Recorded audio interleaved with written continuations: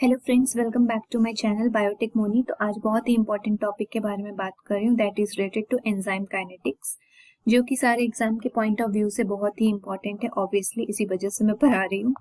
तो let's start with the video without wasting any time. तो enzyme kinetics को start करने से पहले मैं आपको एक इम्पॉर्टेंट बात बता देना चाहती हूँ कि एंजाइम काइनेटिक्स में जो हम लोग मॉडल पढ़ेंगे वो सिंगल सबस्ट्रेट एंजाइम्स के लिए सुटेबल है, ठीक है। एंड इसको इस स्टडी को हम लोग एंजाइम कैटालाइज्ड रिएक्शन भी कहते हैं। तो ये दो पॉइंट है। Enzyme kinetics, it is the study of enzyme catalysed reaction. Okay, it is the study of enzyme catalysed reaction. Second point, this model is suitable for single substrate, मैंने पहले ही बता दिया। It is suitable for single substrate enzyme kinetics. It is suitable for single substrate enzyme kinetics. Okay. और अगर आपको मेरा video slow लगता है, then you can increase the speed of the video. ऐसा सेटिंग्स है शायद YouTube में, तो you can increase the speed of the video. तो let's start with the video. तो ये दो पॉइंट था जो आप लोग को जनरल सी बातें हैं जो आपको रिमेम्बर करनी है। अब ये ग्राफ देख लेते हैं, पहले ही देख लेते हैं। ये ग्राफ जो है इसको हम लोग कहते हैं माइकल-मेंटन कर्व, ठीक है, क्योंकि उन्हीं के बेसिस पे ये आया था, ठीक है। This is also called Michael-Menten curve. अब ये माइकल-मेंटन कर्व बताता क्या है? इट डिपिक्ट्स और it tells direct relationship between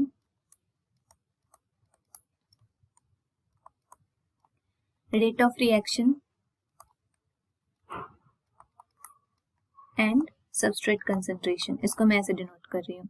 तो माइकल-मेंटन कर्व जो है वो रिलेशनशिप बताता है किसके बारे में? The rate of reaction and substrate concentration.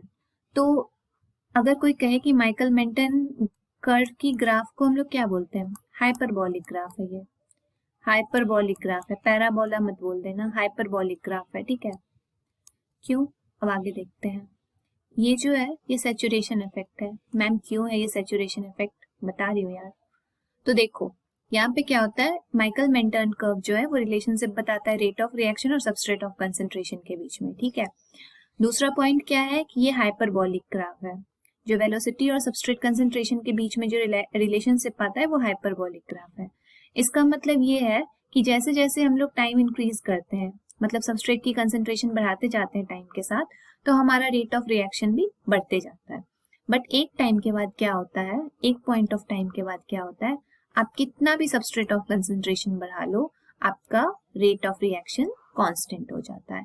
तो इस पॉइंट को हम लोग क्या बोलते हैं? Saturation effect. सैचुरेशन इफेक्ट, ध्यान से समझना। It is also called saturation effect. क्यों? सैचुरेशन नाम से बता रहा है कि यहाँ पे आके हमारा velocity, that means rate of reaction, saturate हो जाता है। भाई अब तो हम आगे नहीं बढ़ने वाले हैं, तो ये बताता है यहाँ पे। तो इस वजह से ये हाइपरबॉलिक ग्राफ है। अब वैसा सबस्ट्रेट कंसेंट्रेशन जहां पे हमारा वेलोसिटी मैक्सिमम जो है वो हाफ हो जाए, that is denoted by Km, ठीक है। Km से हम लोग उसको डिनोट करते हैं। तो ये कर्व जनरली यही बताता है कि when we increase the concentration of the substrate, the velocity approaches Vmax asymptotically, ठीक है। तो ये पॉइंट था, जो जनरल बात है जो आपको हमेशा याद रखना है। और माइकल-मेंटन कर्व जो है वो क्या होता है? माइकल-मेंटन कर्व जो है वो हाइपरबॉलिक होता है। मैं बता रही हूँ बार बार that it is hyperbolic, it is not parabolic, क्योंकि मैंने ये खुद गलत किया था, इस वजह से बता रही हूँ, ठीक है। तो it is hyperbolic in shape of the graph. अब आता है कि माइकल-मेंटन इक्वेशन जो है, उन्होंने ही सारे एंजाइम काइनेटिक्स के स्कीम बताए थे स्टार्टिंग में, ठीक है। तो उन्होंने क्या बताया था? उन्होंने एक स्कीम दिया था, इक्वेशन स्कीम। तो ये हमारा एंजाइम है, ये हमारा सबस्ट्रेट है, ये हमारा ES कॉम्प्लेक्स है, ये हमारा एंजाइम है और ये हमारा प्रोडक्ट है। तो जब एंजाइम ES कॉम्प्लेक्स बनाता है तो उस फॉरवर्ड रेट कांस्टेंट को हम लोग K1 से डिनोट करते हैं। जब हमारा ES कॉम्प्लेक्स फर्दर एंजाइम और प्रोडक्ट में टूटता है तो उस फॉरवर्ड रेट ऑफ रिएक्शन को हम लोग K2 बोलते हैं। जब हमारा एंजाइम सबस्ट्रेट कॉम्प्लेक्स एंजाइम और सबस्ट्रेट में टूटता है बैकवर्ड रिएक्शन, तो उसको K-1 that is K inverse से डिनोट करते हैं, इनवर्स 1 से डिनोट करते हैं। और जब हमारा एंजाइम और प्रोडक्ट वापस से जुड़ के एंजाइम सबस्ट्रेट कॉम्प्लेक्स बनाता है तो उसको हम लोग K-2 से डिनोट करते हैं। तो ये सारे क्या हैं, हम ये सारे हमारे रेट ऑफ कांस्टेंट्स हैं, ठीक है। तो K1 जो है वो rate of formation of E1 ES complex है, ऑब्वियस सी बात है। तो हमारा ES कॉम्प्लेक्स कौन कौन से रेट कांस्टेंट बना रहे हैं, K1 हमारा E1 ES कॉम्प्लेक्स बना रहा है, K-2 जो है वो हमारा ES कॉम्प्लेक्स बना रहा है, और K-1 जो है वो ES कॉम्प्लेक्स को डिसोसिएट कर रहा है, और K2 जो है वो ES कॉम्प्लेक्स को डिसोसिएट कर रहा है, ठीक है। तो ये आपको समझना पड़ेगा, ठीक है। अब एक और इम्पॉर्टेंट पॉइंट बता देती हूँ कि अगर इस चैप्टर को पढ़ना है तो हमें सबसे पहले ना थोड़ा इक्वेशन को मैम थोड़ा सिंपल बना दो। तो हम लोग t इज इक्वल्स टू 0 जब टाइम कुछ हुआ ही नहीं है, तो अगर टाइम कुछ हुआ ही नहीं है तो प्रोडक्ट बहुत माइन्यूट बना होगा, प्रोडक्ट जो होगा वो बहुत माइन्यूट बना होगा, बहुत कम बना होगा प्रोडक्ट। तो अगर प्रोडक्ट कम बना है तो प्रोडक्ट टूटेगा कैसे, तो इस वजह से हम लोग K-2 को नेग्लेक्ट कर देते हैं, ठीक है। इस रिएक्शन में K1 पार्टिसिपेट तो करेगा, K-1 भी पार्टिसिपेट करेगा, K2 भी पार्टिसिपेट करेगा, बट K-2 जो है वो नेग्लेक्ट हो जाएगा क्योंकि प्रोडक्ट ही कम बना है। तो प्रोडक्ट टूट के फिर वापस से एंजाइम के साथ क्या कंबाइन होकर ES कॉम्प्लेक्स बनाएगा, ठीक है। हाँ, तो क्या बात कर रही थी कि अगर जब हम टाइम को 0 ले लें, मतलब बहुत कम टाइम हुआ है, स्टार्टिंग ऑफ द टाइम मतलब, तो रिएक्शन हमारा कैसा होगा, एंजाइम तो होगा, सबस्ट्रेट होगा, ES कॉम्प्लेक्स भी चलो बन गया, प्रोडक्ट भी बन गया और एंजाइम अलग भी हो गया। लेकिन t इज इक्वल्स टू 0 पे आपको क्या लगता है, प्रोडक्ट बहुत ज्यादा बना होगा, बहुत कम बना होगा, ठीक है। तो प्रोडक्ट बहुत कम बना होगा, तो ये जो वापस की जो रिएक्शन थी उसको हम लोगों ने नेग्लेक्ट कर दिया, मैंने नहीं किया है, उन्होंने, माइकल मेंटन ने। इक्वेशन को सिंपल करने के लिए हमने प्रोडक्ट फॉर्मेशन रिएक्शन की जो रिवर्स रिएक्शन थी उसको हमने नेग्लेजिबल कर दिया, ठीक है। तो अगर अब हम रेट ऑफ रिएक्शन निकालते हैं दैट इज V0, इसको हम लोग डिनोट करेंगे K2 ES कॉम्प्लेक्स से, ये फर्स्ट पॉइंट है, ठीक है, rate of the reaction K2 और ES कॉम्प्लेक्स की कंसंट्रेशन। अब अगर हमें लिखना है, ये बहुत इंपॉर्टेंट है, आप इसको देख सकते हैं, rate of formation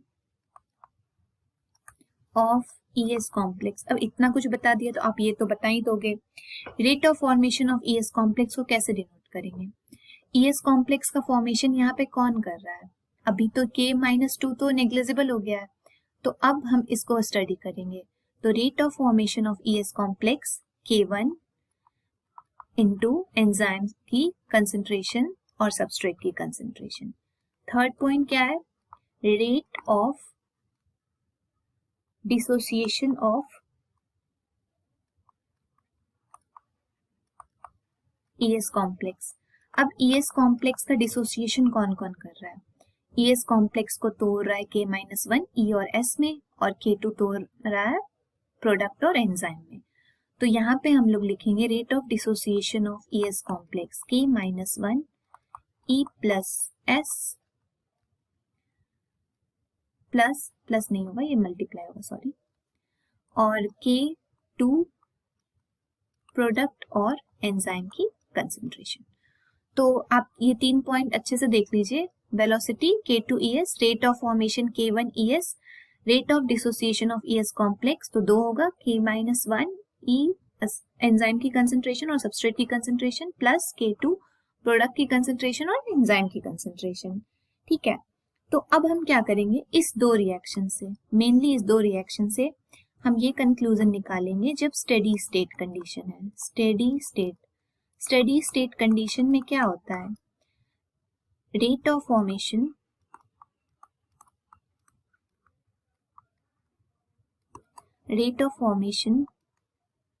is equals to rate of dissociation, या ES कॉम्प्लेक्स के रिस्पेक्ट में बात कर रही हूँ, rate of formation is equals to rate of dissociation, ठीक। सॉरी, तो पिछले वीडियो में मैंने कुछ पिछले स्लाइड में मैंने कुछ गलत बता दिया था, तो आप एक बार फिर से देख लीजिए, rate of formation is equals to rate of dissociation. तो यहाँ पे क्या होता है K1 ES is equal to K-1 ES plus K2 ES। ES यहाँ कॉमन होगा, K-1 प्लस K2 हो जाएगा। और इस रिएक्शन को हम लोग इस तरीके से अरेंज करेंगे और K-1 plus K2 upon K1 is equal to Km, that is Michaelis Menten constant. अगर आपको यहाँ तक समझ में आ गया है, आप एक इस वीडियो को देखिए। मिलती हूँ मैं आपको नेक्स्ट वीडियो में। और अगर आपको इसके फ्रेम्ड नोट्स चाहिए, you can join my Telegram channel, I will provide you the notes. Thank you for watching.